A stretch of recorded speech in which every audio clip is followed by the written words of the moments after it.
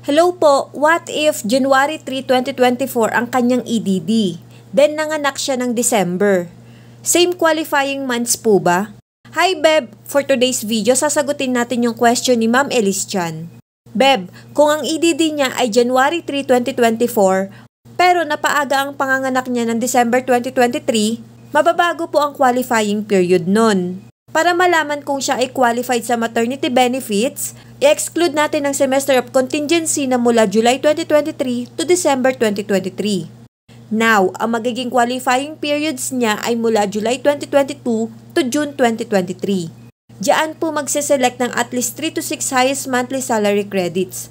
At syempre, dapat may hulog siya sa nasabing qualifying period para makompute ang maternity benefits niya. Pwede mo naman ma-check sa portal mo kung eligible ka sa maternity benefits at kung magkano ang makaklaim mo.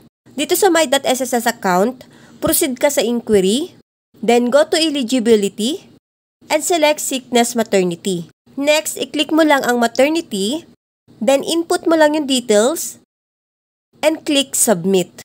Sample lang ito, Beb. As you can see here, ito ang qualified period ng MSC or monthly salary credit. Beb, hindi ito ang total amount na makukuha mo. Dito mo makikita kung magkano ang magiging maternity benefits mo base sa contribution mo. Reminder ko lang din, Beb, asikasuhin nyo na din po ang PhilHealth mo para ma-avail mo naman ang PhilHealth maternity benefits as long as may monthly premiums regularly. Sana'y nasagot ko ang iyong katanungan. Thank you and God bless. Follow for more!